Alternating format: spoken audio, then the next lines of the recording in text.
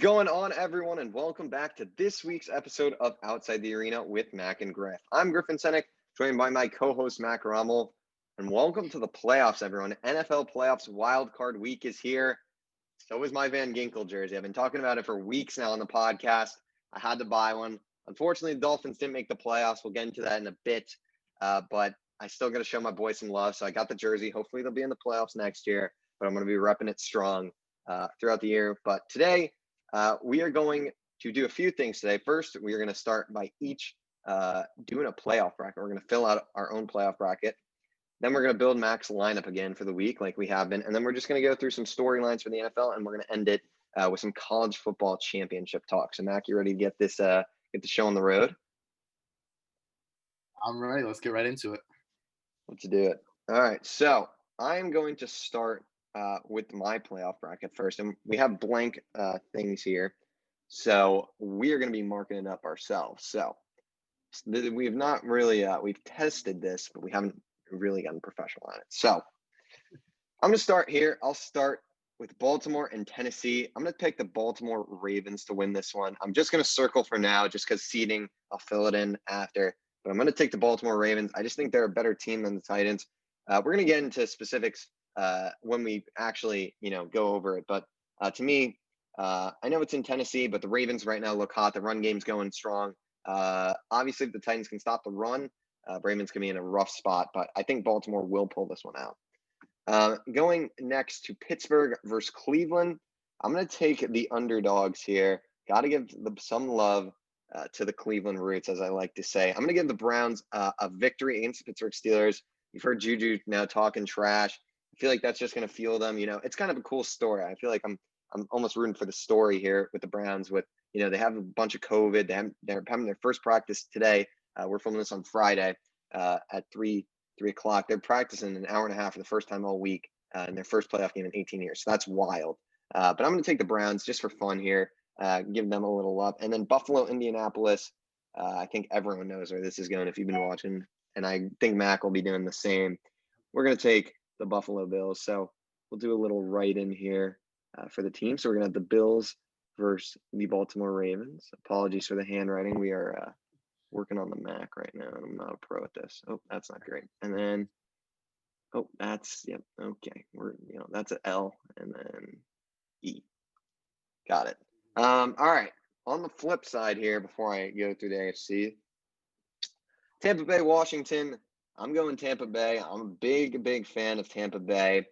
A little hint there, but I think Tampa's going to go far here. Another little hint. And I think they're just a better team. Their offense has finally gotten rolling. I don't think they need Mike Evans to win this game. Washington's defense is underrated, but in terms of their offense, I just don't think the Washington offense is going to be able to get it going enough. Tampa Bay's D's underrated unit. They've played pretty well at times in the year, so we'll see what happens there, but I'm going to take the Bucs there. Seattle Rams. To me, Seattle's going to win this game. Rams, great defense, but they lost to the Jets, so I can't tell you that they're going to win a playoff game. Jared Goff, I think he should be playing. I'm not too sure, but he'll be kind of injured still, so not going to go with the Rams there. And then NOLA, Chicago. This is a pretty easy decision here. New Orleans should have a fun time with the Bears and Mitch there. So picking all the favorites except for, I guess, Washington. But so that is going to okay, we're moving that. SEA. And then we're going to go. That's a good T right there. There you go. There we go. This side's a bit of a mess, but all right. Well, that is going to be my wild card round predictions. I'll talk more about them later, obviously. But now going deep into the playoff bracket, I'm going to start Kansas City, Cleveland. As much as I'd love to say that Cleveland's going to win this game, the Kansas City Chiefs are going to be victorious. Chiefs just right now they're going to have 2 weeks rested Mahomes, 2 weeks rested Kelsey, 2 weeks rested Tyreek. I mean, these guys are going to be ready to go with whoever they play. I think they're going to be advancing no matter who they play, even if it's Baltimore, even if it's Pittsburgh. I guess they can't play Pittsburgh, but whoever it is, if it's the Titans, the Ravens, the Bills, or the Browns, or the Colts somehow, I don't see that happening. Baltimore, Buffalo, it's going to be a good game. I'm going to give the edge to Buffalo. I like what they're doing. I like Josh Allen. Cole Beasley somehow made the All-Pro second team. Not sure how that happened. He really, he had an all right year. I don't know why I can't. Okay.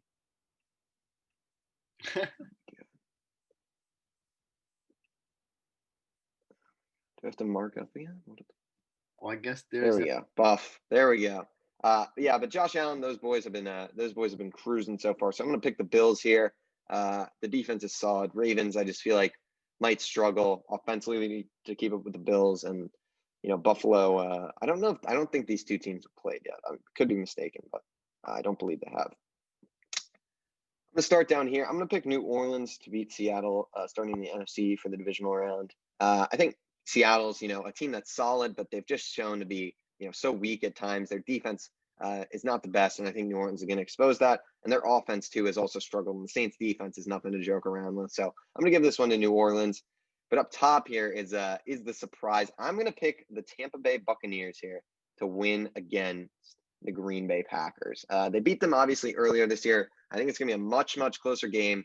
But I feel like, dude, I've seen something in the Bucs these past few weeks. I know they've been against the Lions and the Falcons, but I've just seen something and I've just bought into it for some reason. I'm riding Tampa Bay right now. I got them beating the Packers. Packers to me are a good team, but their defense can be exposed. I don't think their defense is anything crazy good. And the Bucs already have beaten this team by a lot. So to me, Tampa Bay, I'm gonna pick them here. Now for my Super Bowl teams in the AFC. It's going to be hard to pick against the Chiefs, like I've said. That is terrible. We're actually going to delete that one. Oh, that might just be as bad. Okay. Right. That was not great either. You know what? We're going with this one. There we go. KC. Yeah, I'm going to pick the Chiefs here. Buffalo is a good team, but they're not the Chiefs. The Chiefs offensively are unstoppable. Defensively is a very underrated team. So I think it's going to be a good game, but give me KC there. And then I'm going to do it. I'm going to take the Tampa Bay Bucs, and I'm going to throw them in the Super Bowl. As crazy as that might sound, part of the reason I'm doing this is because it's bold for a challenge I'm doing. So I'm rolling with the same bracket. But Tampa Bay, New Orleans have played twice. Obviously, New Orleans has won both times. I'm going to give the third matchup. I'm going to say Brady can sneak a close one in. I feel like, it would be in New Orleans, but fans aren't going to be there, so that's not going to be a problem. And the Bucs, I think they've definitely they've changed the way they've played since that second New Orleans game. Antonio Brown is now heavily in the offense. He had a huge week last week.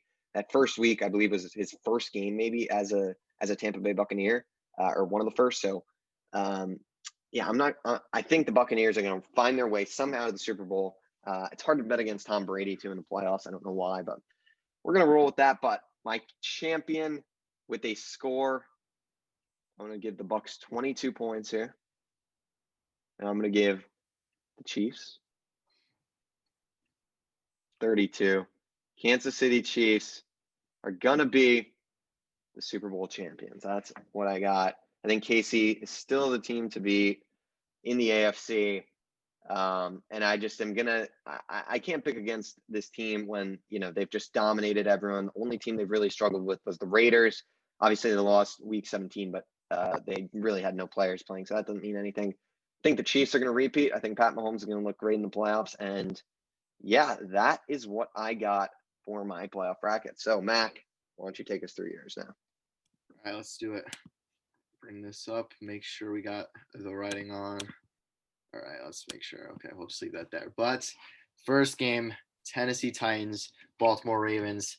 This game is highly anticipated, a run game. This is going to be a run game, and really, I think whoever could run the ball more and more effectively is going to come out on top. And right now, you cannot pick against Tennessee. That was a terrible circle, but we can move on, make it a little bit better. Tennessee right now, you have Derrick Henry rushed for over 2,000 yards, and I just saw a stat. He ran for the most yards. I believe it's like 2,650 or something like that. And that's the most over any 20-game period in NFL history. He's unstoppable. Of course, Baltimore, we all know, you said it, they've been hot lately. They've been picking things up from what looked to be a bad start to the season, and they're picking it up and they're rolling. And this is a team that once they're rolling, they normally continue to do well. But the Baltimore Ravens, they're going to have to face Derrick Henry, and really, who's been able to stop him? That's all I'm going to say. We'll get into more into it later.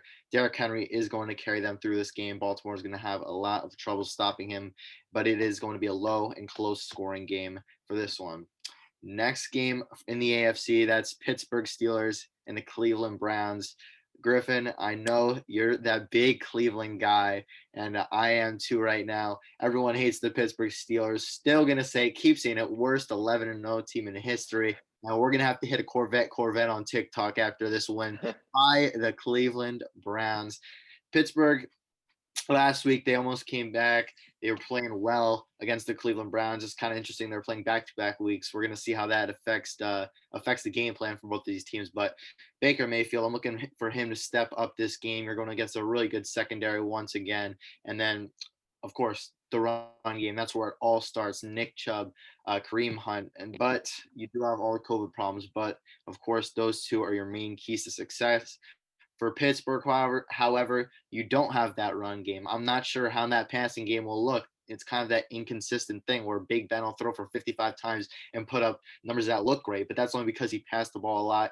And those are games where they normally don't do well because they don't establish the run. So I'm expecting something similar here. Cleveland will get the win. And Cleveland will be advancing to the divisional round. But next, of course, I have to agree with you. It's Buffalo and Indianapolis. I got to go Buffalo. It's easy here. I mean, Kansas City and Buffalo are the two best teams in the AFC. You got to say that right outright. But I think Indianapolis will keep up. You got Darius Leonard, who made that first team All-Pro. Did he deserve it over Roquan Smith? I'm not sure about that. But you still got a stud player. Your offense has picked things up. They've proven us wrong for the majority of the past few weeks, and they've picked things up. Buffalo, I mean, they've been Buffalo all season, playing great. You got Stephon Diggs leading the league in catches and yardage. He's playing great. Expect a big game from him and Josh Allen. So Buffalo, they're going to advance to the divisional round. Now for the NFC, I'm going to start off with the Washington football team and the Tampa Bay Buccaneers. We all know Tampa Bay, you like them. I, of course, hate them. If you've been watching any episode from this year, you know I hate the Buccaneers.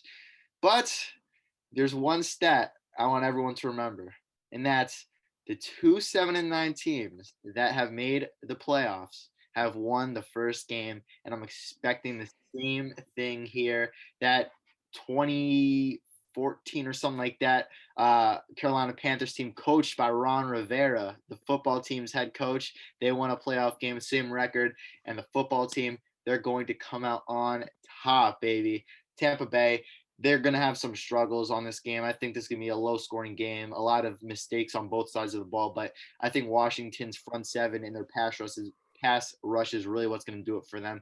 If you're able to make Tom Brady uncomfortable in the pocket and make him have to try and move around and things like that, make him a little bit uncomfortable, he's going to struggle. And I think Washington's front seven is the exact team in front seven to be able to do that.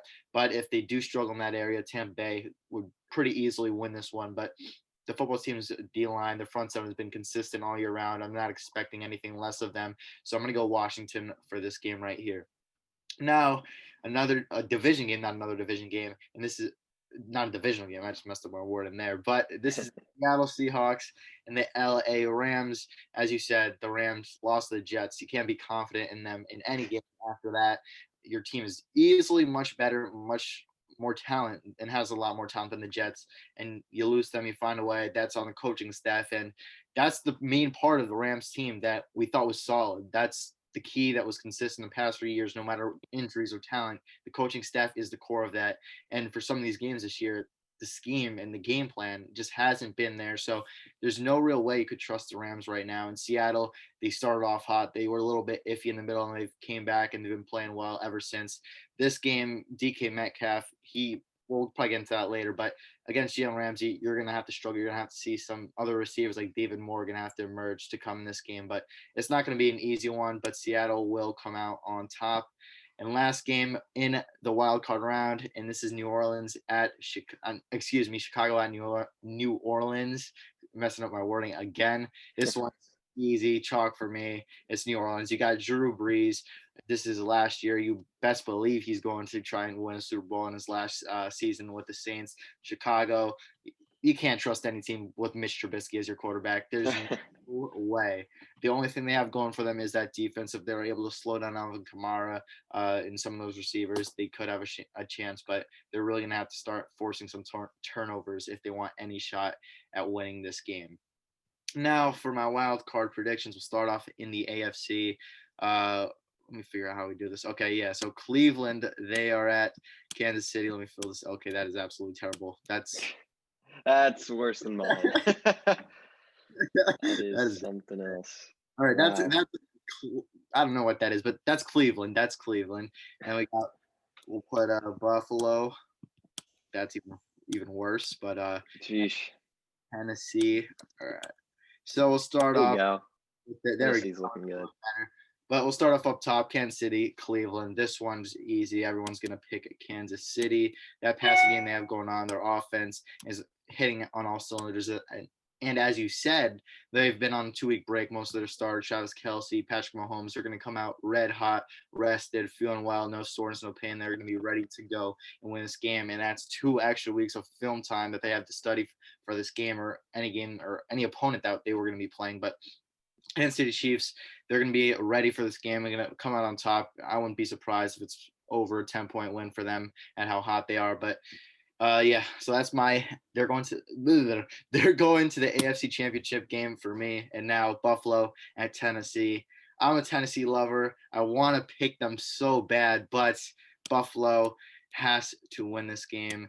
They're too hot, as I said. You gotta love Stephon Diggs against, especially this depleted Tennessee Titans defense. Buffalo, they're gonna try and take advantage of the run game. Really, Tennessee defense is going to struggle a lot in this game. It's gonna have to be Derrick Henry, Corey Davis, AJ Brown, all trying to keep up with Buffalo. And if they're gonna want to have a shot at winning this game, 1 or 2 stops are gonna be necessary to win this game. Not sure if it could happen, and it's probably not going to happen, but that's what you have to see from Tennessee to win this game. Buffalo's going to hit on all cylinders and go to the AFC Championship.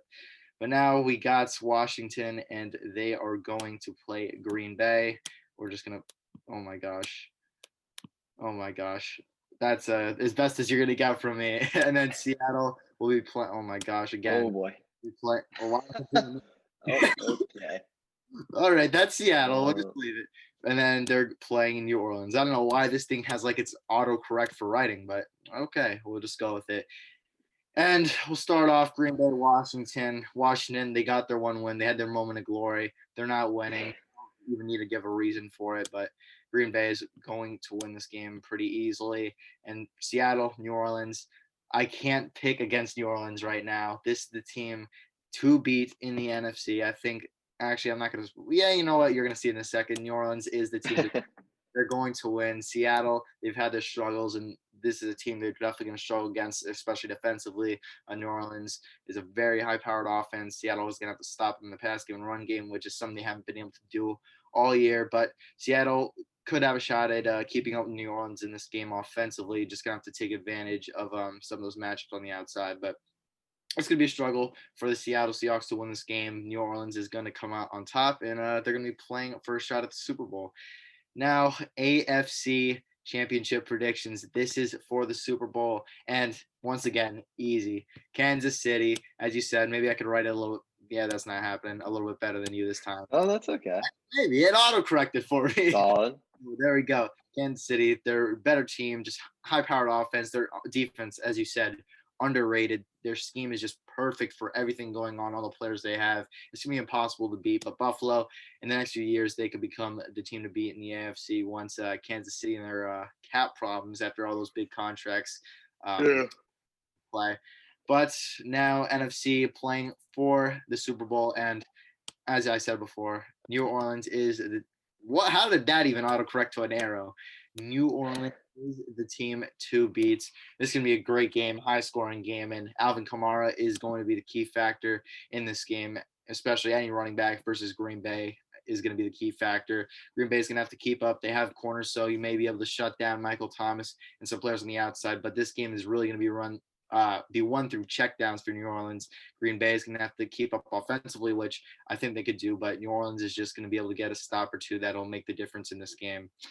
Now, the great Super Bowl matchup, and this one, as I said, New Orleans, I love them right now. So I'm going to give them a score of whatever that is, 31 230. They're going to beat Kansas City. I think this is all fans kind of want to see this go down. Everyone loves Drew Brees. You want to see him win a Super Bowl in his last season. I think that would be a great story for him. But overall, I think the Saints right now, just have a little bit of an edge over them on defense, and that'll kind of be the key to this game. As you see, I gave Kansas City 30 points. So obviously that's 3 touchdowns, 3 field goals. So the New Orleans 31, 4 touchdowns, 1 field goal. They're going to be able to stop the Kansas City Chiefs, hold them to field goals, and that's what they're going to need. Any team beating the Kansas City Chiefs, you're not going to hold them to nothing. You're going to have to hold them to field goals. And I think New Orleans and their secondary with Malcolm Jenkins, Marcus Williams, Marshawn Lattimore, they're going to be able to slow down Tyreek Hill by doubling him. Travis Kelce, one of them are going to be single covered, obviously, but New Orleans, I think they're a team that will be able to stop them a few times, keep them to field goals. But Kansas City's defense, I'm not sure how you're going to be able to defend Alvin Kamara and Michael Thomas right now. You don't have really any stars aside from L'Jarius Sneed, who's becoming a playmaker, but he's a rookie. And once he gets to the playoffs, that's going to be something you really are going to have to pay attention to if he keep playing consistent at that level. But he could really struggle versus Michael Thomas. I mean, he does have no touchdowns on the season, but Michael Thomas last year, most catches NFL history, so you can never doubt him. New Orleans are your Super Bowl champions. I don't know why that corrected to an arrow again, but we'll go with that. New Orleans get the win, and there's Drew Brees' career ending off with a Super Bowl win.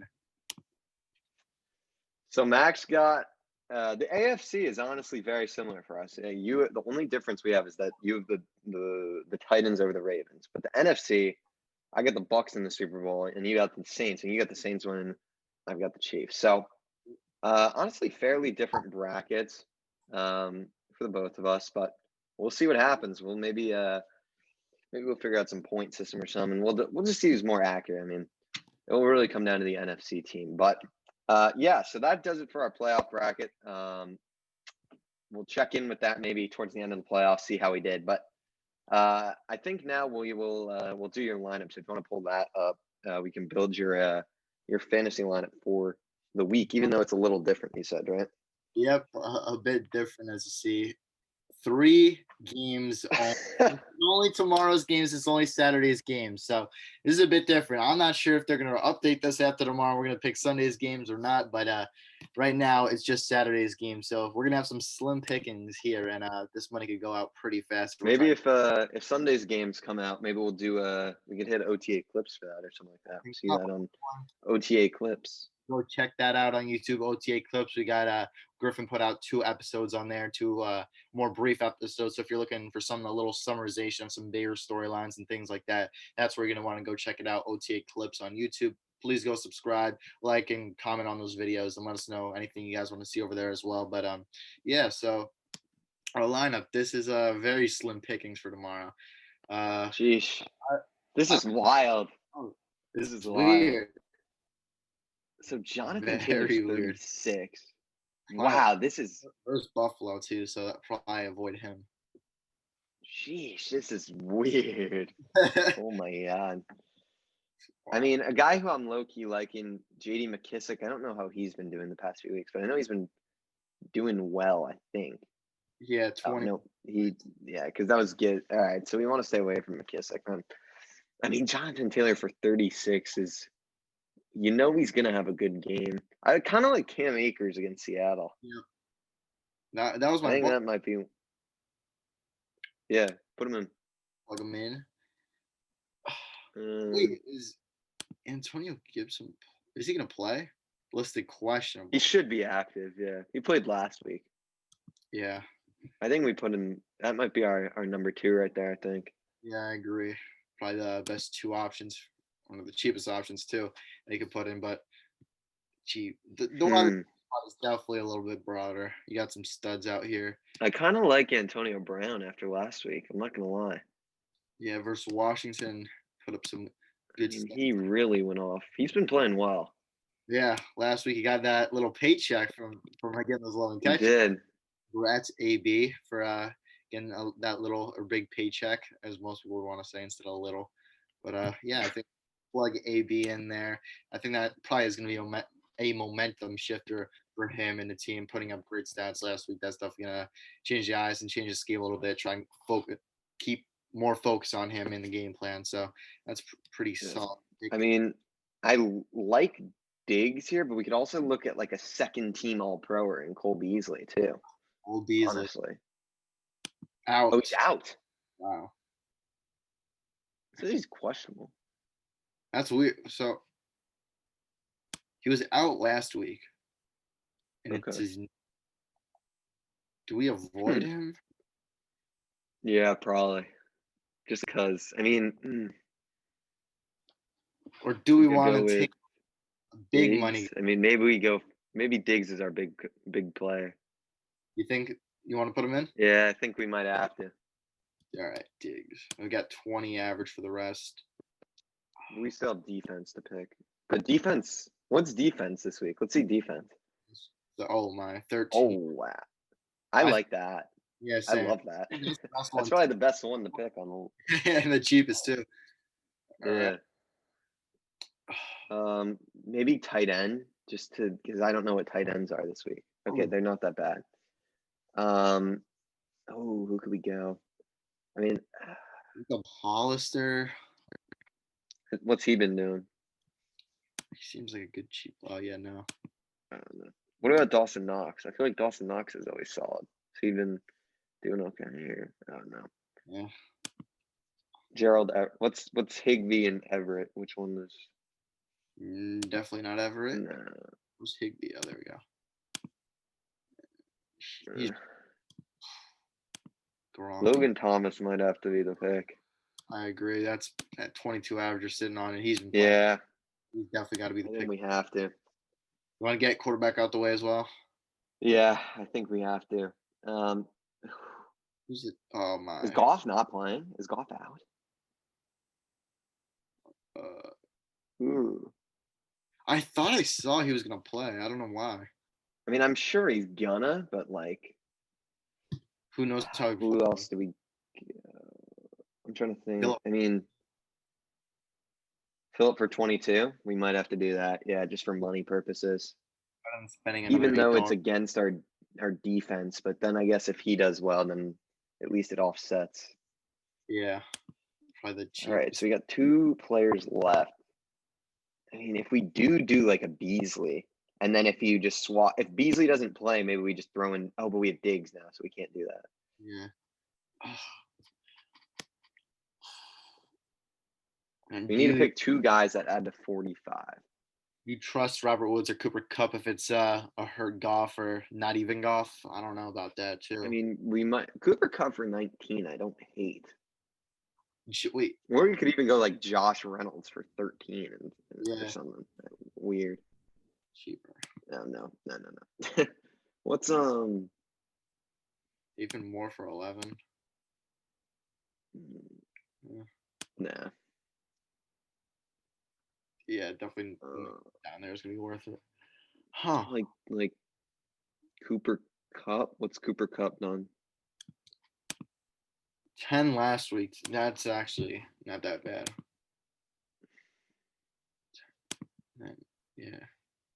If we spent 10, oh wait, no, excuse me. So 19, and then we could do like a scary Terry or a Chris Godwin. Yeah, so you get one of these guys. So maybe do Kupp. So unless we want to, what's Ty been doing? Yeah, that's probably. Just check Ty real quick. I just want to see. There's his name. Oh, he's been a lot better for 17.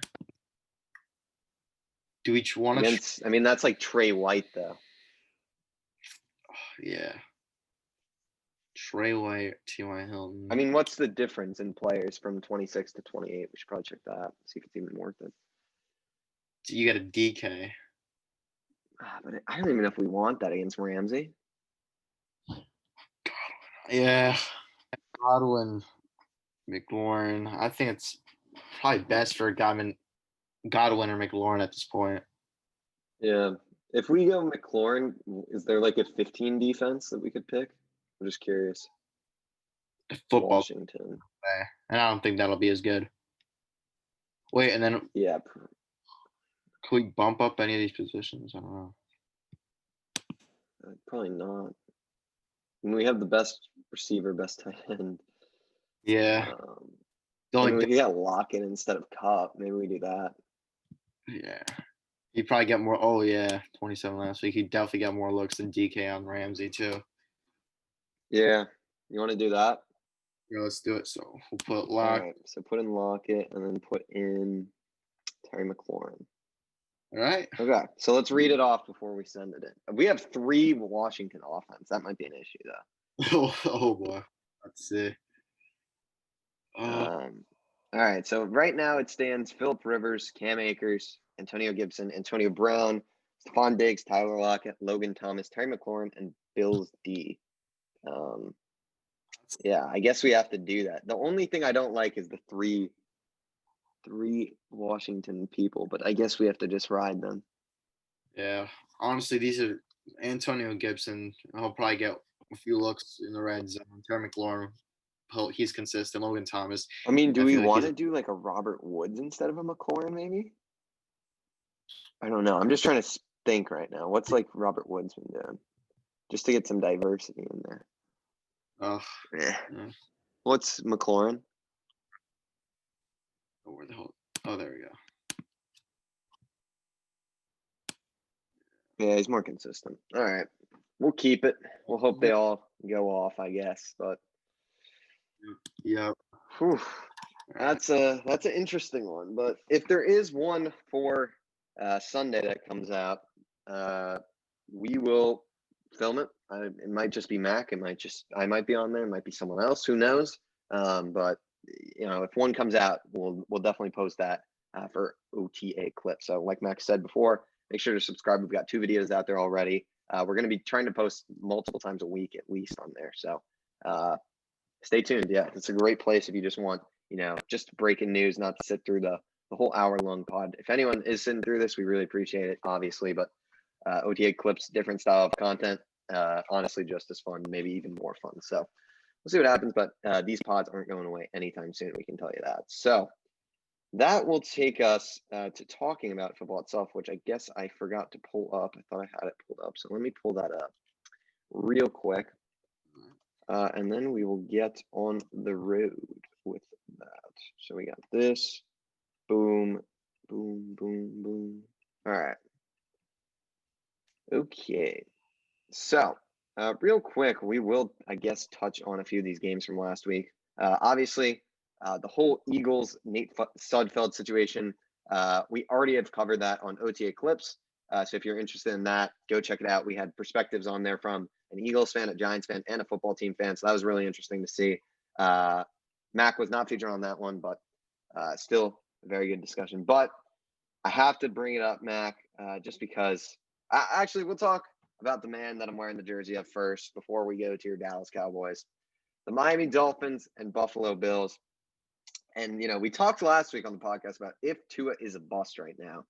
This game for me kind of affirmed that. I mean, I don't, I think I think it's more a disappointment than a bust probably, but I just don't think he's living up to expectations. I mean, he just looked bad. Like, I mean, he threw the ball 58 times. So that's kind of where you're getting these yards from, but a lot of turnovers. The ball just was not moving. I mean, they got outscored a ton. I mean, the defense was terrible, except for my boy Van Ginkel. Van Ginkel, 5 tackles, a sack, had some deflections. Oh.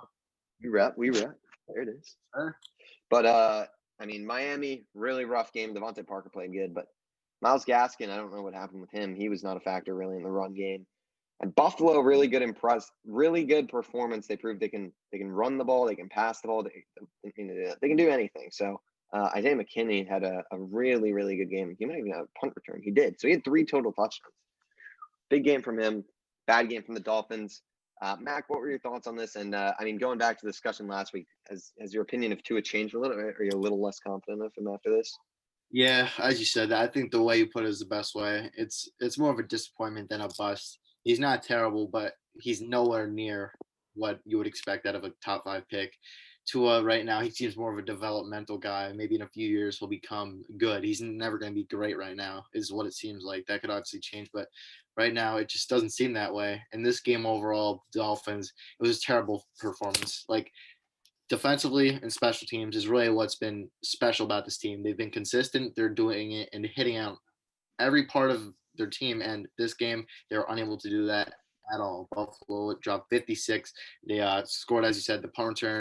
And Dolphins really just kind of collapsed from the start. They gave Buffalo a big lead at start, you became unable to establish the run because of that. You had to pass the ball with Tua, and as we said, think of him more as a disappointment than a bust. And then you take out the run game. That's exactly why Myles Gaskin didn't have a really big role in this offense. Salvon Ahmed, I don't know why I couldn't pronounce that for a second, but he had 6 carries. They only had what is that 12? They only had 20 total carries in this game. That's not going to cut it. And 20 carries, you got 6 come from your quarterback on scramble drills. That is not how you're going to win a game. You have to establish the run from the start, and they were unable to do that. Unable to get their defense to get a single stop. It felt like, and their special teams struggled completely for this entire game. Bad game by the Dolphins, and a great game by the Bills, which you want to see from Bills, who are going to try and make a playoff push.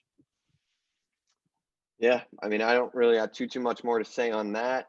Dolphins, they got to upgrade their weapons. I think that's the key. You've heard Marvin Jones is interested. That could be a nice pairing. Although, Marvin Jones, I'm not too sold on him as a really. I don't know if he would fix this. They got Devontae, but I feel like they need a true number one. Maybe with that. What is it? Third pick? Do they have the third pick now, or? Yeah, third. Yeah, third pick. I mean, that's really looking at like probably a. Penal Sewell, that's not right, but we'll go with it. Or like maybe you go Jamar Chase or Devonta Smith. I mean, that would be special. I think maybe reunite Tua. I guess he played with Devonta Smith. Yeah, a little bit.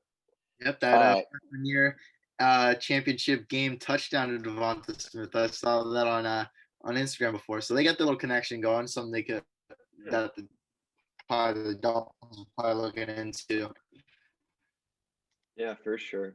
All right, we got to do it. We got to talk about the Dallas Cowboys here. 23-19. They come up short to the New York Giants. Yeah, this is not their best showing, obviously. The offense kind of reverted back to the ways it's been going. Zeke did not look good, 14 for 42. Andy Dalton with an all right performance. He was injured, though. He was like bleeding all over the place with his hand, I believe. Mac, what were your thoughts on this one?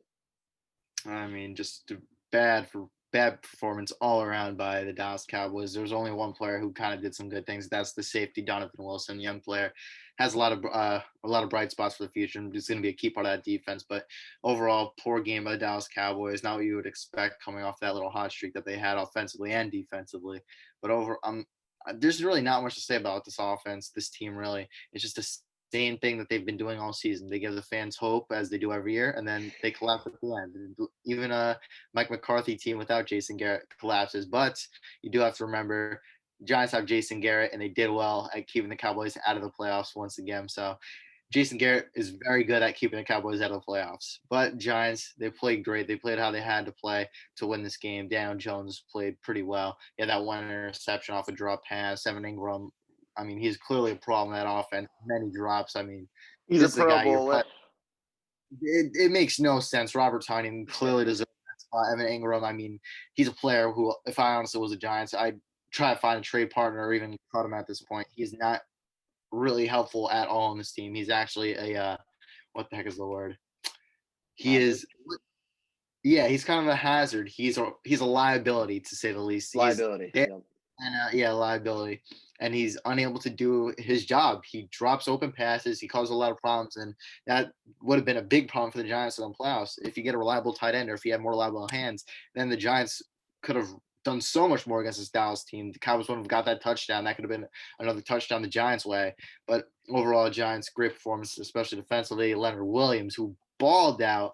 I mean, 3 sacks. I believe he was NFC Defensive Player of the Week, if I'm correct. But sure. Yeah, speaking about Leonard Williams, I mean, this is a team that's looking pretty good for the future. A few more pieces defensively, and this team's on their way to being a playoff team.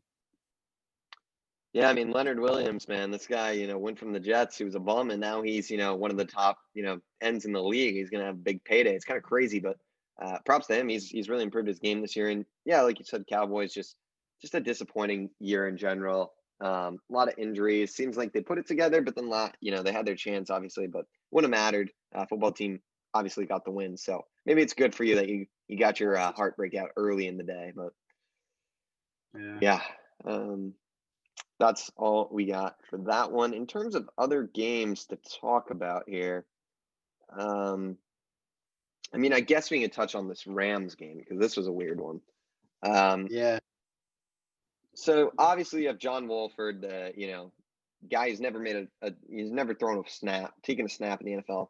Comes in, he's making the start. Oh my, Cam Akers! Well, I didn't even realize how bad he played. But so you got John Wolford, Kyler Murray, winners in the playoffs, loser. It relies on the Bears. Obviously, the Bears lost, so if the Rams lost, they were fine either way. But the Cardinals not in the playoffs anymore. Kyler Murray gets hurt. Chris Streveler comes in, often didn't move at all. Diop bad game, but you know, it was a weird game. John Wolford, props to him. He got the job done. He did what they had to, and the defense for the Rams is their X factor. This is a very good defensive team, and honest to God, I think their game with Seattle is going to be very close. I honestly could go either way with that one. I'm just going to give Seattle the edge just because I think they're better. But I mean, Jalen Ramsey's been playing good. You got all these random safeties. I mean, they've got like John Johnson. I think Troy Hill might play cornerback, but yeah, they got John Johnson. They have Jordan Fuller, the kid out of Ohio State. They got a bunch of these guys that they can throw in there that to play safety, and it's really good. They got a great D line, so really good team. Cam Akers, I don't know what happened, 21 for 34. That's unacceptable. But hopefully they'll get it right this week. But for the Cardinals, tough break. Kyler, he was playing pretty solid, so he came in. He's just all over the place after he got hurt. But I mean, you can't put up zeros in the last three quarters. That's the problem here. You got to be able to find a way to score the football, and when you don't do that, sorry, but you're not going to be winning. So, yeah, tough loss for the Cardinals, but Rams, way to find a way to win. Yeah, great game by the Rams, and this kind of goes back to what I said earlier in my playoff bracket is that kind of inconsistency you saw, the problems with schemes in some games, and this is a game where they showed the greatness that we've been used to the past few years, and to have a backup quarterback in there, as you said, hasn't thrown a snap in the NFL, and to come out and play as well as he did, not only throwing the ball, but running the ball, he was the team's leading rusher.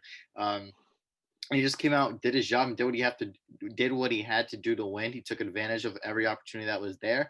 The run game really wasn't there, so this game was really all in his hands. He came out and he showed what he had to do. He played out of his mind, to say the least, for a player in really throwing his first NFL pass in a game and then playing great, having a great game. That's exactly what you want to see. And defensively for the Rams, as you said, they have all these guys. You can just plug and play them anywhere. The corners can play safety. Some of these safeties can play corner, and their D line is just ferocious. You got all these outside linebackers who come down, rush the passer, and then of course you have your man Aaron Donald, who is a monster, of course, to say the least. And we knew coming into this game that would be a problem for the Cardinals, and it did seem like that they were unable to really get the ball going and passing the game and in the running game as well. Kyler Murray, as you said, went out early in the game. They got their touchdown with him, and then the last three quarters unable to do anything, even when Kyler did eventually come back. And that's, as you said, unacceptable. You can't do that, especially in a game that is clutch as this, where you're trying to make the playoffs and you just come up short of it. But I mean, I'm not really sure where the Cardinals go from here. A team that looks so hot kind of fell off. You got your draft pick Isaiah Simmons. He kind of didn't really do anything this year, to say the least. The guy everyone was very, very high on, and this team just kind of fell apart. All the players, even DeAndre Hopkins, as you said, bad game. At the end of the season, he fell off. Like it felt like he didn't really have a monster game in like 5-6 weeks. It felt like, but the Cardinals, they fell off. I don't know what happened to them or even how you could fix this. But the Rams, you played great. You just have to keep that coaching and that consistency up, and you could have a chance to beat Seattle next week. Yeah, Cardinals, they'll get Chandler Jones back next year. The offensive line is still an issue. Run game's a problem. Kenyon Drake, we saw this year, he's not the solution there. Chase Edmonds, I don't know if he's the solution either. So, something's got to happen in terms of getting the ball. Maybe they get Trey Sermon or something like that. A guy from Ohio State has been playing very well. You don't have to spend a top pick on him, obviously. Maybe snag him in the third round or something like that. But yeah, Cardinals team, disappointing end to their season. Really, really tough way to go out. But yeah, I think that does it pretty much for all the games we really need to talk about. I mean, the Browns, we kind of already touched on. I think what we wanted to touch on, we'll touch on that obviously again. So we're going to do some discussion. Obviously, we both already predicted all of these games, but we'll just break them down for you guys a little more, and then we're going to end talking about the national championship game on Monday, the 11th of January. So we're going to start here, Colts, Bills. Obviously, we both took the Bills, Mac, but why don't you just go in depth a little bit on why you think the Bills will be winning this football game? Yeah, I mean, you have Josh Allen, one of the league's leading passers. You have Stephon Diggs leading the league in catches, leading the league in yards, and that's a duo that's been unable to be stopped this entire season. No matter who they play, Stephon Diggs finds a way to get open. And as long as you have a player that could do that every game of the year, Stephon Diggs showed no signs of slowing down this entire season, getting open against anyone and everyone. And really, that's the main thing for me in this team, in this game. If you have a guy that could get open, easy first downs, easy points, and the Colts, a team we haven't been high on, their offense has been too inconsistent to really say that they could keep up with this Bills team. Their offense is too hot, and the Colts, their offense has been too inconsistent. Of course, a player at the beginning of the season looked hot and then kind of fell off and then came back again, and that's Jonathan Taylor. That's a player you're going to have to utilize a lot in this game, especially considering your passing game with T.Y. Hilton, who struggled for a majority of the season, Michael Pittman, who came along a few games but hasn't been doing much recently. They haven't been doing much there in their passing game against Tre'Davious White, Jordan Poyer, people like that in the secondary. They're going to struggle, and they're going to have to run the ball and control the clock. And I'm not sure if they're going to be able to do that. Jonathan Taylor against the Buffalo Bills' elite defense and defensive line is going to struggle. And the Bills, their offense is just going to keep on clicking, keep on rolling, and they're going to get a win here. Yeah, I mean, obviously it's against Jacksonville, but I mean, Jonathan Taylor had 253 rushing yards. I mean, that's crazy when you really think about it. Obviously, 8.4, it's not nothing out of this world, but their run attack with him and Nyheim Hines, obviously in the passing game, is really going to be the key here if this team's going to find a way to win. You're not going to win with Phillip Rivers throwing the ball, 40 times and him just being dominant. That's not going to happen here. His weapons are going to be taken away. The Bills secondary is very good. Their D line is, it's been not as great this year as it has been in the past, but they still got good linebackers as well. Matt Milano, Tremaine Edmonds, and those guys. Obviously, secondary is great. So, the Colts are going to have to run the ball. They're going to have to find ways to use their ground game and their different running backs to win this game. That's the only way. And on the flip side, the Bills, they've got one of the best passing attacks in the league right now. Josh Allen, he's played great. He made Cole Beasley a second team All-Pro. Cole Beasley is, obviously Mac knows from his Cowboys days. He's just an all-right receiver. He's kind of there, he's never a star, but this year, he kind of emerged not as a star, but as a really solid threat. Obviously, they got Diggs, they got John Brown there. They have, the two running backs, Singletary and Zach Moss are underrated guys there. So to me, the Bills and you have Josh's added running ability. It's going to be a hard offense to stop. Colts have a great defense, no doubt. So, the Colts here, Colts win on the line. On both sides of football, offensive line's fantastic, defensive line's fantastic. So you meet in the trenches, and that's how the Colts are going to have to win here. They're going to have to win in the trenches, and they're going to have to dominate in the trenches is what's going to have to happen. They're going to have to, dominate the Bills O-line, and they're going to have to make sure that Jonathan Taylor has a lot of running room. So that's how they win this game, but I don't think they're going to be able to dominate it enough to edge out Buffalo. So I'm going to take the Bills here. Yep. Especially with Bills Mafia getting in there for the first time. 6,700 fans. It's going to be loud there regardless. Oh, yeah. If there was even a few, it'd be loud. Yep. Next game on the agenda is going to be the Rams-Seahawks. I think it's going to be a great game. Looking at their previous matchups, Seahawks have won, and so have the Rams. So it's honestly should be a really good game. Just looking at the stats from last time, just refreshing the memory. All right. DK played all right. All right, Mac. So obviously we both took Seattle, but why do you think Seattle has the upper edge here? Obviously they split, but why do you think Seattle's going to be the winner of the best of three here? You're just looking at the Seahawks team, a team that once they're hot, they normally stay hot for the majority of the time, except that one little blimp in the road that they had in the middle of the season this year.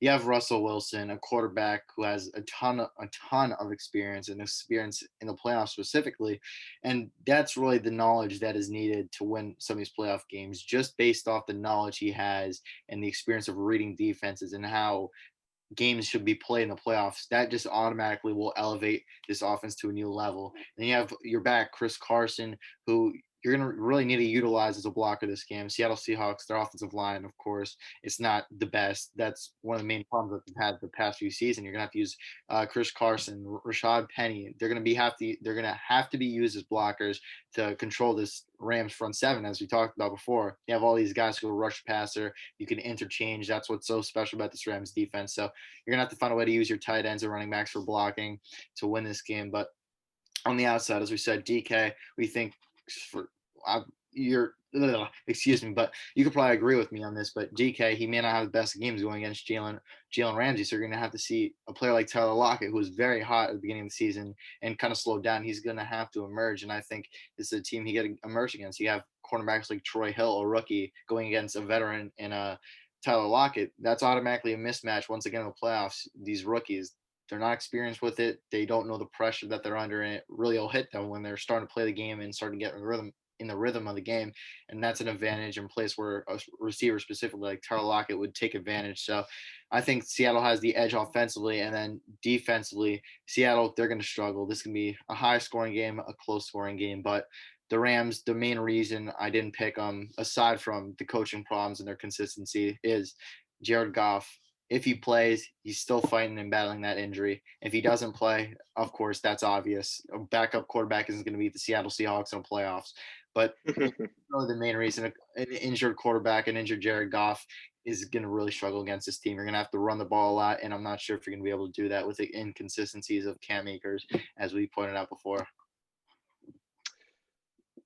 Yeah, I think it's a tough one. I mean, going to your point about the rookies, I think, the no fans will help in that case. There's not going to be, tens of thousands of fans, screaming and yelling. Sometimes, that can blind you. So I think, Troy Hill, guys like those guys will, Jordan Fuller will be all right. I mean, look at Jordan Fuller. I mean, he's played in, big college football games with Ohio State. So they've got some level of experience.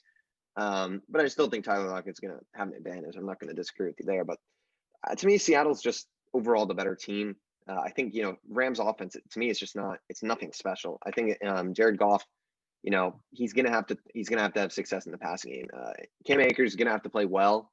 But, even if Cam Akers goes off, that's not going to guarantee a win. If Jared Goff has a really good day in the air, that's going to be the key here. You need to be able to be passing for touchdowns, doing those things. Utilize Cooper Kupp more.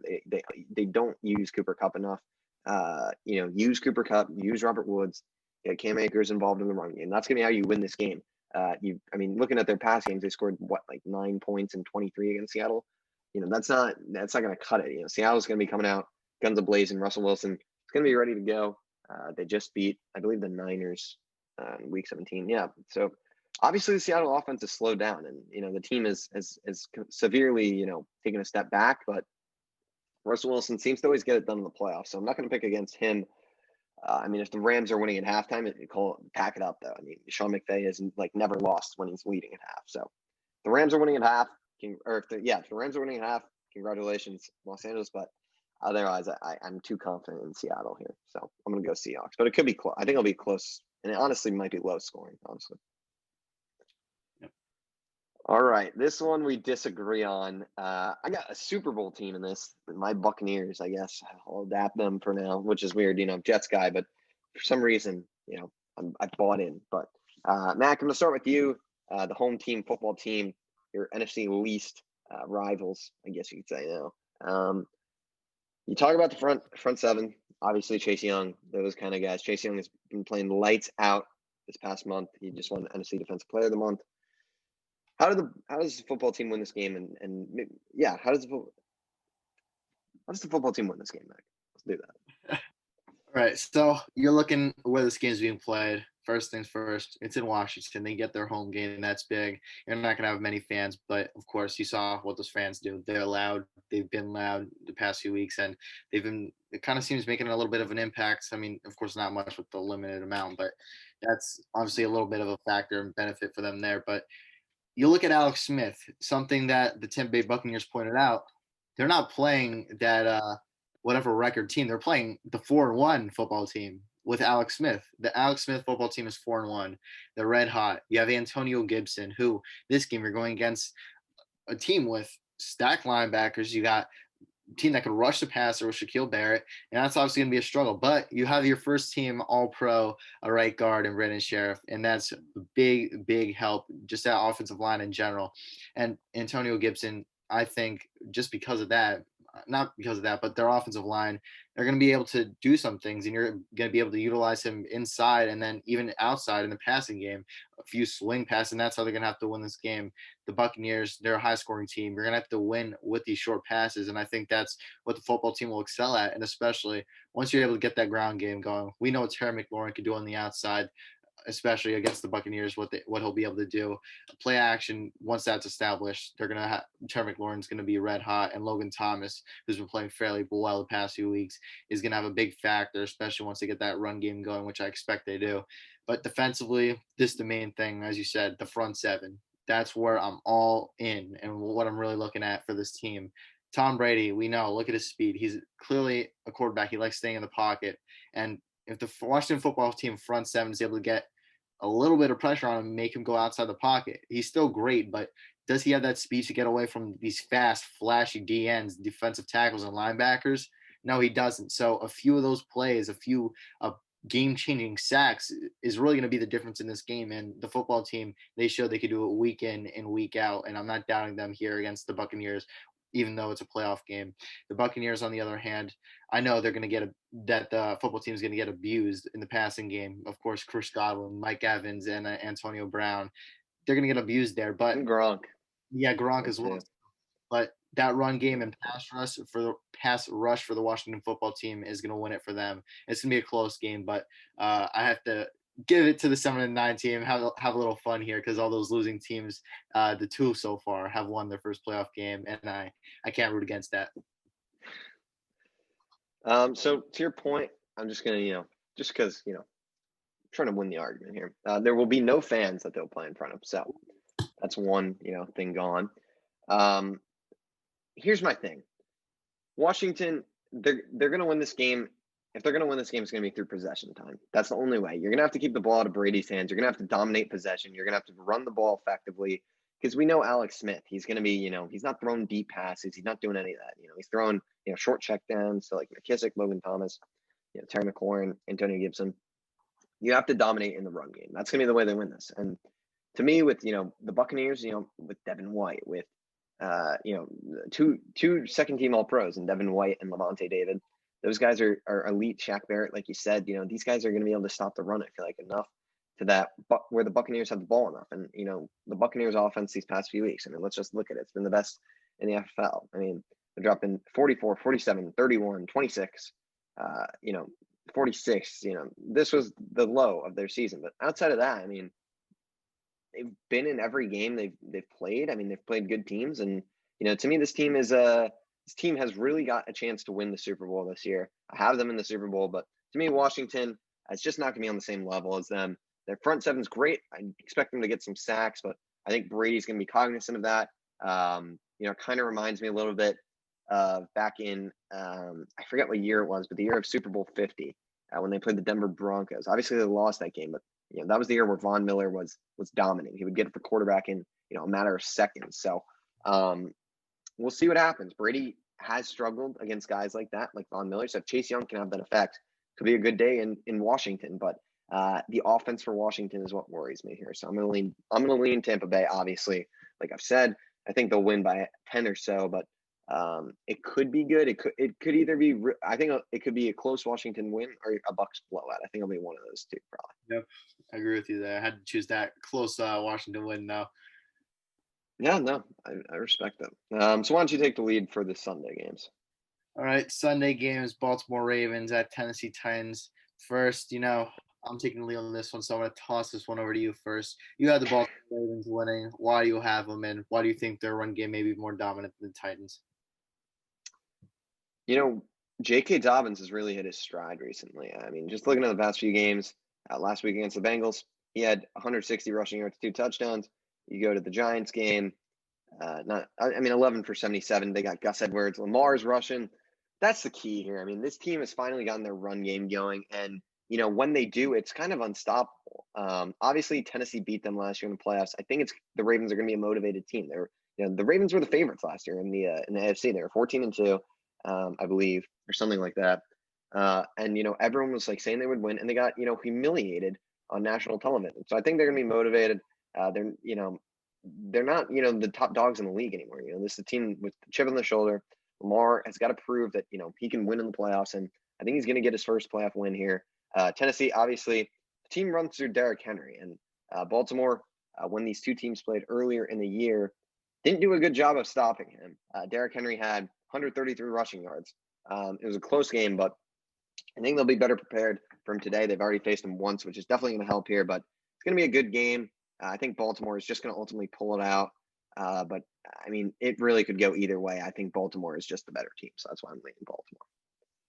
Fair points, fair points. I obviously, as I said before, I have the Tennessee Titans winning this. I'm not a huge Derrick Henry guy, so I'm not going to pick against them. I love what Derrick Henry's been doing. I mean, this was one of the most dominant seasons you'll ever see by a running back in NFL history or ever again.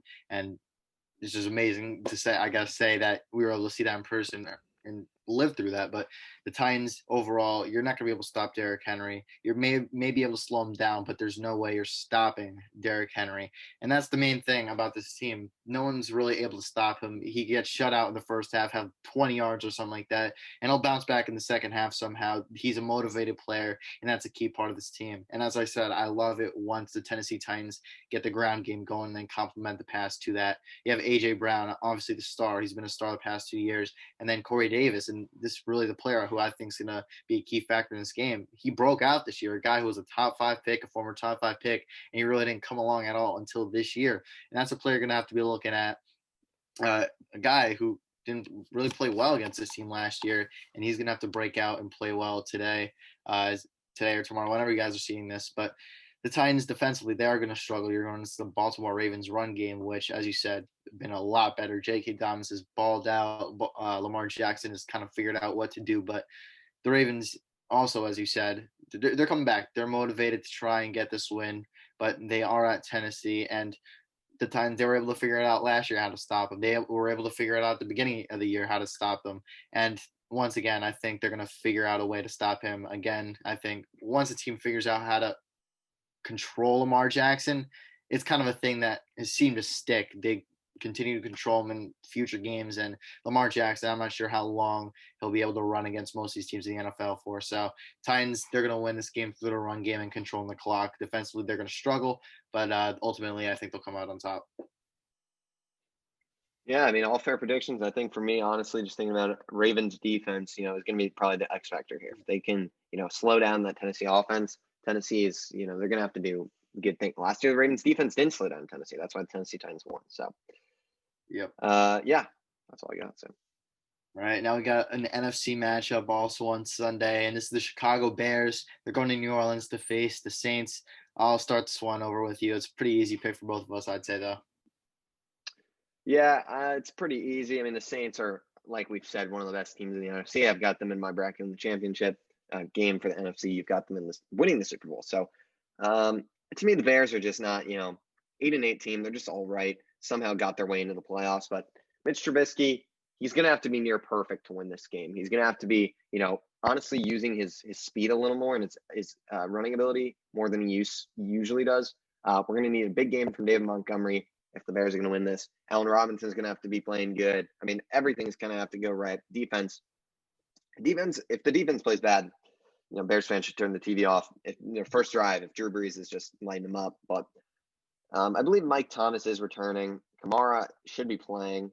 Roquan Swift might not be able to play. So if that doesn't even happen, I mean, good night. But the Saints, to me, their offense is just, they can do anything. They've used Taysom Hill so well this year. In the past, they've used him well, but Taysom Hill always comes alive in the playoffs. And, this year we saw extra of Taysom Hill, obviously. He started a bit at QB, and, I think that helped them evaluate even more what they can do with him in their game plan. So look for Saints to put up a good showing here. And the Bears, good year. They made the playoffs, but the future, what will hold, who will be the quarterback next year? Will they bring back Mitch Trubisky? Only time will tell with them, but success to make the playoffs. But, I mean, we've seen some weird things with the Saints these past few years, so never count out a team against the Saints. So I guess the Bears have a chance, but I'm going to lean Saints here. Yep, Saints, of course. And, I mean, I think this will go for any team in the playoffs. And the reason why the other team would beat the Chicago Bears is because of two words: Mitch Trubisky.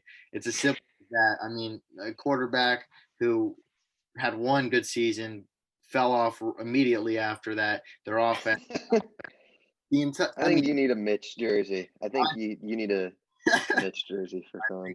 no, but this is an offense where you got Darnell Mooney, Allen Robinson. They're getting wide open, and you can only imagine what an accurate quarterback would do to this offense and this team. This team could easily be one of the best, maybe even the top 3, top 5 team in the NFL if they had a good quarterback. But Mr. Trubisky and Nick Foles, they've been unable to do it. Either both of them, to say as the way I should put it, but they can't hit the wide open receivers, and there goes your first downs. You're unable to convert against any defense. It doesn't matter if a defense is good or not, or good or bad.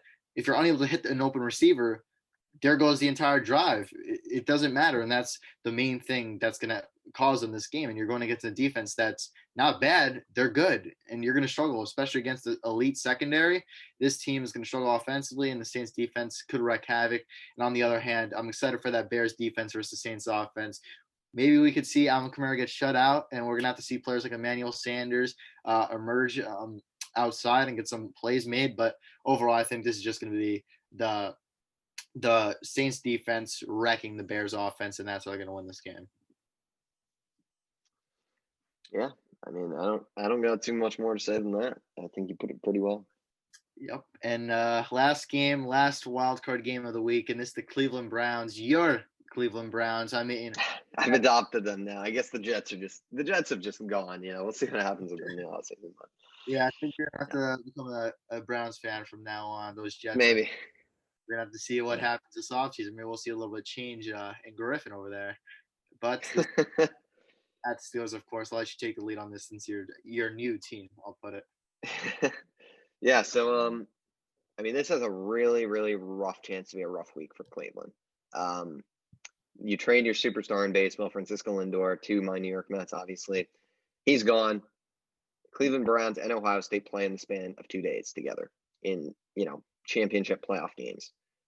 If they both lose and you lose Lindor, this might be the worst week in Cleveland sports history. If I'm going to be honest, even though the Browns are in the playoffs, Ohio State, it doesn't matter. You're losing in the playoffs and you lose your superstar. So I'm going to pick the Browns though. Juju, once he said, Juju, I've lost my respect for Juju. Honestly, he started to piss me off. This guy acts like he's some superstar stud because he played with the Ninja in Fortnite like years ago. I mean, come on now, he has fallen off a cliff since Antonio Brown left.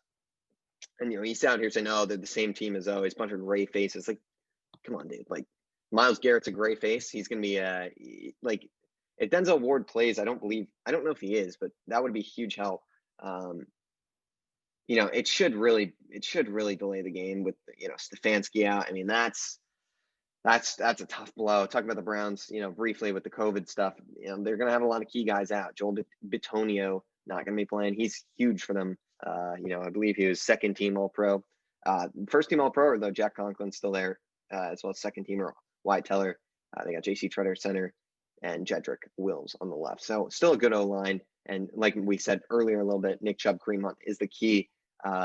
They got to win through the running attack, and I think they will. I think the Steelers' offense also might struggle. I know the Browns didn't put up a great effort last week, but Mason Rudolph also played a very good game. And the Steelers also had all their wideouts playing. So if Mason Rudolph played good, as about good as Big Ben could probably play, then offense might be doing the same thing. It's just a matter of the defense.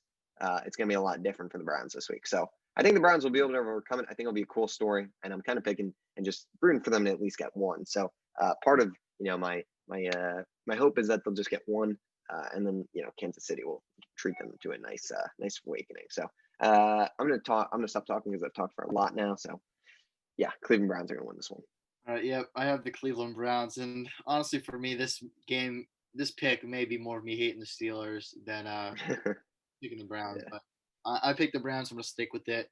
Kevin Stefanski's out, and I think that is a huge loss. I mean, you have to come up with a new game plan. You're going to have to deal with a new coach calling the shots and really controlling the team for this entire week leading up to this game. That's going to be a big problem, a big adjustment for this team. So if they're able to win this game, that just shows how good this team is at overcoming adversity. I mean, even just going from the team that they've been the past, how long it's been, to make the playoffs think that's one of the biggest things that they've done, and I think that momentum and that adversity that they face there is way more than they're going to be facing without Kevin Stefanski. So that's not really a big worry for me. But the Browns, they've been playing well. They've been playing well to say the least. And the Steelers, they've kind of fell off a cliff since that 11-0 start. They've been 1-4 ever since then. But they're really going to just have to establish the run game. You're going against Pittsburgh Steelers defense, who they're still elite. I'd still put them in that elite class, even without Bud Dupree over there. And what's his face? Devin Bush. So you lost your two players, and that's going to be definitely something the Cleveland Browns are taking advantage of in the run game. Two players that can shoot the gap and play great run defense, and the Browns are going to take advantage. Some of these games the Browns have played, the run game has been established, and one of them includes the Jets game just a few weeks ago, unable to establish the run when that's part of the whole game plan. And if they're unable to do that this week, they're going to struggle without Odell Beckham, even though the Browns have looked much better without him than they did. Jarvis Landry, he's going to find a way to get open. Find a way to get open. You're going against Minkah Fitzpatrick, Joe Hayden, and then tight ends. I think that's going to be a big part of this game. Austin Hooper, David Njoku, and why did I forget his name? That was the guy I liked in the Harrison Bryant. Say that again? Oh yeah, Harrison Bryant. Yeah, so those. I think he might have COVID. I'm not too sure if he's playing. He might be on the COVID IR, I think. Right. Either way, either way. Yeah. Either way, you got two tight ends, even if he's out, that are studs that could do it all, really blocking the ball, get involved pass in the game. So you're going to be really looking at the running backs and tight ends for this game. The Steelers, their offense. You know what? I really want to curse, but it's like an F them. I mean, Big Ben, all the wide receivers. Yeah. Juju, we're hitting a Corvette on your face after this loss. I mean, it's just bad. Yeah. They had that one guy who goes off every week, and then once in a while you get a game where they all go off. Only one guy's going to probably go off this week. Who knows who it's going to be? I never could predict that, but the run game is going to be non-existent. I could tell you that with James Conner. You're not going to do him at all. And control the clock, and that's where the Browns can take advantage, control the clock, run the ball, and that's why I'm going to pick the Cleveland Browns. Yeah, this game's going to be one in the trenches. Just, that's how it's going to be here for both teams. Can the Cleveland Browns, offensive line be the not the defender, be the dominant one, and can their D line also be dominant? Olivier Vernon obviously out for the year. His time with the Browns probably coming to an end.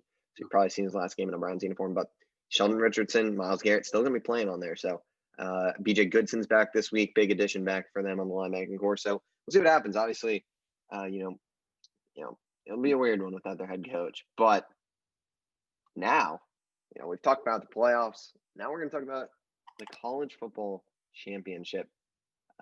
It's going to be a good one. I honestly, I don't think we talked about it. Because when did we film last week? I can't remember if we talked about the outcome of the games. I don't believe we did, right? We didn't, I don't think. Okay. I don't think so. So real quick, I'm going to pull those up. And I mean, wow, we've got a lot to talk about, clearly. Ohio State versus Alabama this week. Obviously, going to be a great game, but, going back here, let's take a trip. And we'll start with Alabama, obviously. Just a smart played football game from them is what I would say. Mac Jones, he's great. He won the, I believe it's like the Davey O'Brien Award or something like that for best quarterback. Let's see. Davey O'Brien, yeah. Let's go. I got that. Come on, man. Davey O'Brien Award. He's played great all year. He's been a stud. Najee Harris, 15 for 125. That is going to be a problem for Ohio State to defend. Devonta Smith, I mean, this guy's ridiculous. 7 for 130, 3 tutties. I mean, they just all around were doing their thing. Defensively, they played great. Notre Dame just looked outmatched this whole game. Everyone knew they really shouldn't, they were never going to compete in these playoffs. They were kind of a team that had to be put in, but really shouldn't be. But yeah, that's kind of all I got. Alabama, they didn't try and blow them out. They just tried to kind of get the game over with, it seemed like. Yep, I agree with you there. I mean, everything was hitting for them. Mac Jones, as you said, he's a monster. He won that award for the best quarterback in the nation. 25 for 30. So that's a number you really want to look at aside from running the ball. I'm a guy who loves controlling the clock. That's what I like focusing on. I love the running game. And you're completing all your passes. You're controlling the clock. You're throwing 5 incompletions. That's what you have to do. You're controlling the clock and then running the ball. Najee Harris. I mean, man, and this kid's a beast. This is RBU. I'm calling it. This is the best team if you want to run it. this is the best team to choose a running back from if you want to have a star in the NFL. I don't know if that made sense or not, but Yeah, no, that made sense. be a star in the NFL. I'm excited to see what he has. But there you go. Look down there. Devonta Smith, your Heisman winner, the first wide receiver this century to win the Heisman. This kid's a beast. I mean, and it's pretty funny. I saw a post about this the other day, and it was DK Metcalf compared to Devonta Smith and their sizes, and that Devonta Smith was the one to win the Heisman. Just looking at their body types, pretty funny to see that. But it's been crazy seeing them in the NFL together next year. But this is a great game by Alabama. Notre Dame unable to get really anything going this game. Just played slow. Defensively couldn't do much. Offensively couldn't really do much either. I see Ian Book threw an interception. I mean, you throw an interception against Alabama, and I think even one interception is going to call it a game. Alabama's going to on that. You're going to go down right away, and Alabama's just going to keep scoring. So overall, great game by Alabama. They played great, and they're going to play another great game this week versus Ohio State. Yeah, and now on the other side of this, what a shocker, man. Ohio State blows out the Clemson Tigers 49-28. Justin Fields with the best performance in his college career easily, 22 for 28, 385 yards, 6 passing touchdowns, 1 interception, even had 42 rushing yards. Obviously took that massive hit from James Scalzi, who was the director for targeting.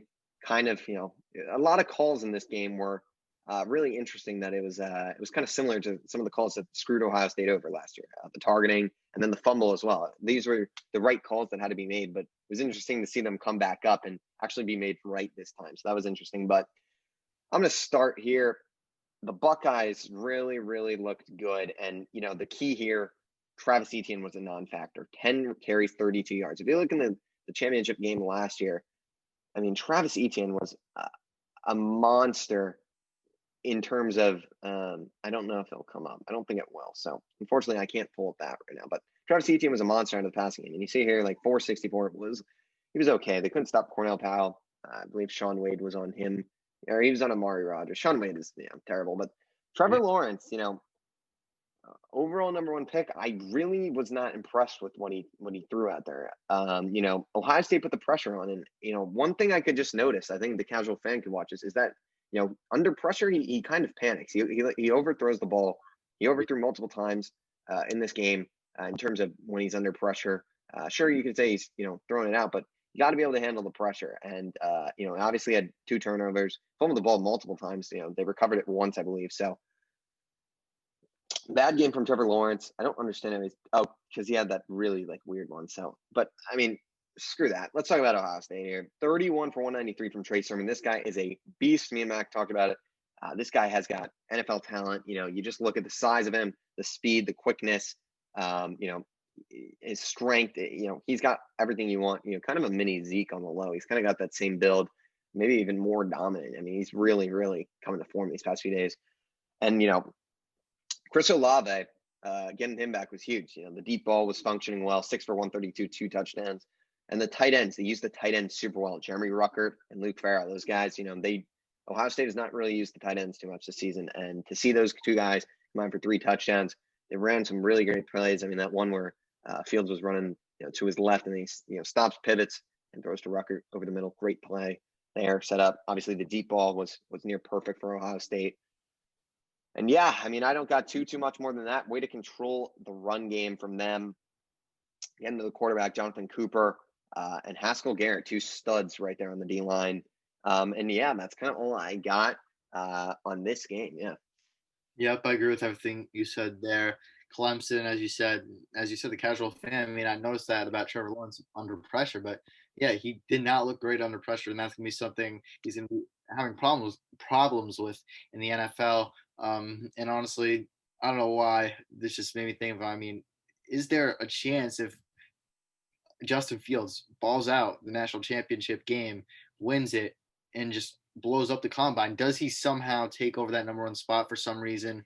For the Jaguars, if they hire Urban Meyer or Ryan Day somehow, that's something to look at. But Trevor Lawrence, he played this game, put up the numbers you want to see, but as you said, under pressure, not that great. But the main thing, a little misleading too with the fumbles too.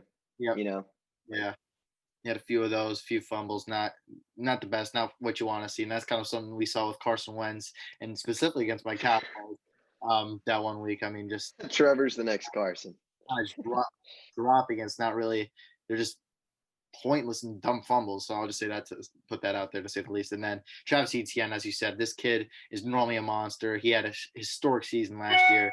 This year kind of fell off a little bit in this game. He was a non-factor. What you need to see from Ohio State's defense, that's what you loved. Of course, Ohio State defense in the passing game, they struggle. They really do. You saw the 400 yards, of course. So, and then Travis Etienne, you had to stop one of them and then chose Travis Etienne. It worked. Offensively, for the Buckeyes, that's where the magic happened. Justin Fields, 6 touchdowns, 1 interception, but that's not what I'm really looking at. I'm looking at that monster, Trey Sermon, in the backfield. This kid, I'm telling you, he's going to be a mid-round pick, and whoever is getting him is getting an absolute star. This kid is going to be a beast in the NFL, and I like that little Zeke comparison. He kind of reminds me of that rookie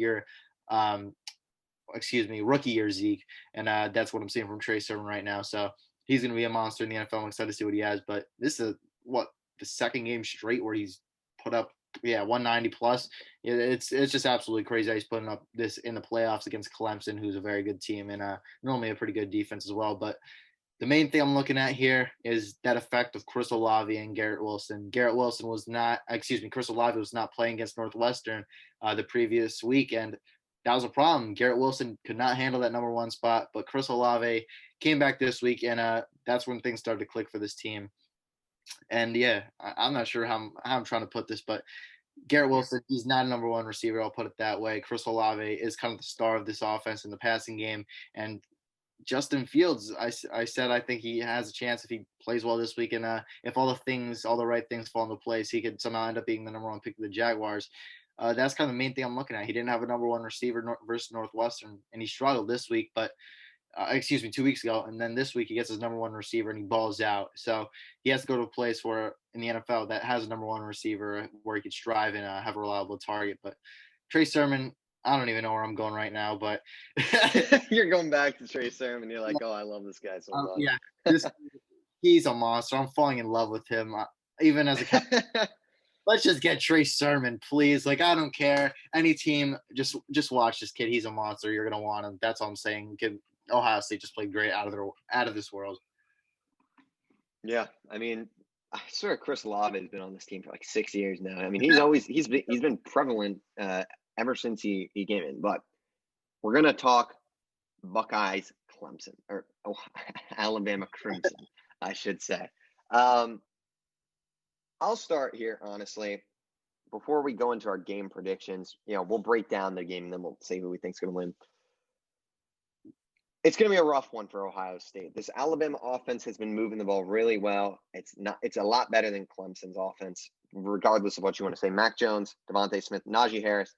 They got to stop Najee Harris. That's got to be step 1. If he breaks out, the game's over because the passing attack's going to be there. The Ohio State secondary has struggled this year immensely. Last year they had Jeff Okudah, David Arnett, Jordan Fuller. They lost all those guys. They were just left with Sean Wade, and that's hurt them this year.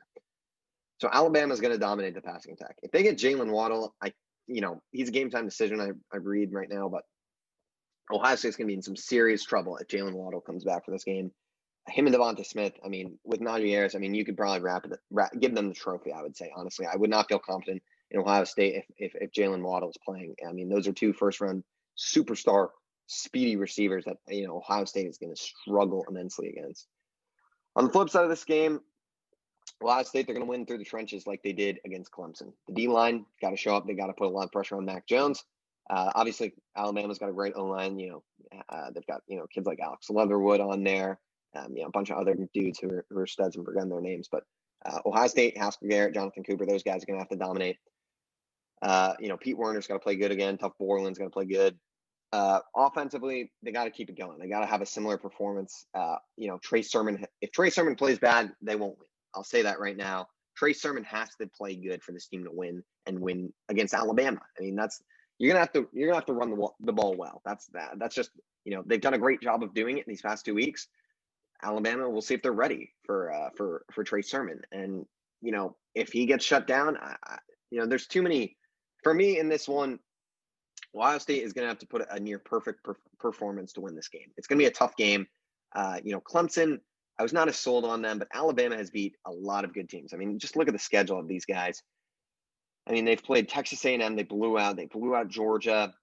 Auburn's never an easy game. LSU, all right season.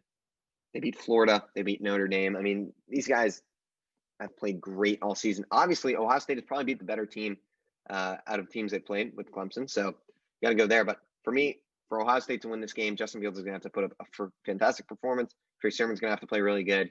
And you're going to have to find a way to slow down that passing attack and get pressure on the quarterback. Yep, well said. Everything you just said, everything right. And to start off, I'm just going to say that Jalen Waddle news. He's in Buckeyes. I mean, it's almost for sure that they're going to have almost no chance. It's going to be like a 0.1% chance to win this game if Jalen Waddle comes in.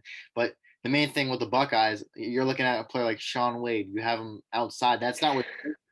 So you're misusing one of your star defensive players. He's good as a slot corner. That's where he was a star, and that's where he was projected to be a top pick last year before he got moved to the outside spot. So he's more of a liability out there than anything. He's more of a liability. Yeah, he's so bad out there. He's so bad. I think this is a game you really got to consider putting him in the slot where he was successful. I mean, although he won't be there guarding a Jalen Waddle or Devonta Smith, he's going to be there guarding a guy where he has success. Maybe he can get a turnover there, but that's kind of the main thing I'm seeing with this Buckeyes team. You're misusing some of these corners. You're putting them in the wrong spots, wrong situations to have success. But this can be a game for the Ohio State Buckeyes. They're going to have to play exactly like they did last week. You have to stop the run because you know for sure that pass game is going to be explosive. You're going against an even better passing attack. So you stop Najee Harris, and that's what you're going to have to do. You're going to have to let the passing game just attack you, just beat you. It's going to happen. You're not going to be able to change that unless you maybe move Sean Wade inside, but that's highly unlikely that the Buckeyes are going to do that. And then offensively, the Buckeyes are just going to have to do exactly what they did last week. Again, Trey Sermon, I love the kid. You're going to have to control the clock. I'm a control the clock guy once again. I'm going to keep saying that over and over. And if he has another game like that and then just complement him and Justin Fields together and go off, that's exactly what they're going to have to do. Ohio State plays exactly like they did last week. And Alabama, I don't even know what to say about this team. They are great. Their passing attack is too good. Their running game is too good. Their defense is very good as well. But that Jalen Waddle is going to put them on top if he plays. Otherwise, the Buckeyes, I'd say they have a fairly good shot at beating the Crimson Tide. But Waddle's in, there's almost no chance. Yeah. So, talking predictions here. I mean, what's yours for this game? Who do you think is going to win this game? You know what? As a Buckeyes fan, if Waddle is out, I'll give it to the Buckeyes. If Waddle is in, I'll give it to the Crimson Tide. So, yeah, there's my prediction. It's going to go either way. It all depends on Jalen Waddle. Yeah, I completely agree. I think if Waddle's in, this is, it's unfortunate, but the offense would be near unstoppable for Alabama. And too many things, even without Jalen Waddle, too many things have to go right for Ohio State. It's going to be a really tough game for them. It's hard because, I'm going to take the Ohio State Buckeyes if Jalen Waddle does not play. But I have a feeling he might honestly play just because, he's practiced. And I feel like if he wants to, have one more game with Alabama, it may as well be the championship game. Maybe he might be on a limit, but still, I mean, if you can just use him for a bit, goodness gracious, Ohio State's going to be in trouble. But if Waddle does not play, I'm going to take the Buckeyes. I'm going to say Trey Sermon gets it going. Fields has a good game. And I think they have to stop Najee Harris. If they cannot stop Najee Harris, they're screwed because Devonta Smith is there. No one on that team can guard Devonta Smith. So it's going to be a rough one. It's going to be a good one. Alabama, obviously the big favorites here, but hopefully the game, I think it should be on. They've talked about having some COVID issues, but that's what we got there. If Waddle does not play, we'll both pick the Buckeyes, although it's going to be a tough one for them. But if Waddle plays, congratulations to the Crimson Tide. They're going to be the champions. So might as well crown them before the game. That happens. Yeah. Might as well not even watch. Yeah. Well, that's all I got. I don't know if you got anything else you want to talk about this week or if you want to wrap this up. But yep. I guess I can wrap this up. And then hopefully next week we'll add in some NBA, some other stuff, have some more. But everyone, as always, it's a pleasure doing this for you guys. We thank you all so much for watching. Please make sure to follow us on our social medias. Our Instagrams are mac.rommel. Griffin's Instagram is Griffin Senek. And our podcast Instagram is Outside the Arena Podcast. Also, please go subscribe to our new YouTube channel. It's called OTA Clips. We're starting over there, something new, more shorter clips, more fun clips, so you don't have to watch this entire thing. Breaking news, all that kind of good stuff is going to be over there. Just having more fun with friends, enjoying ourselves. So if you guys want to go see some more fun things, please go check that out. Please go like, subscribe, and comment on some of those video guys. And we'll see you all next week. Stay safe and enjoy Wildcard.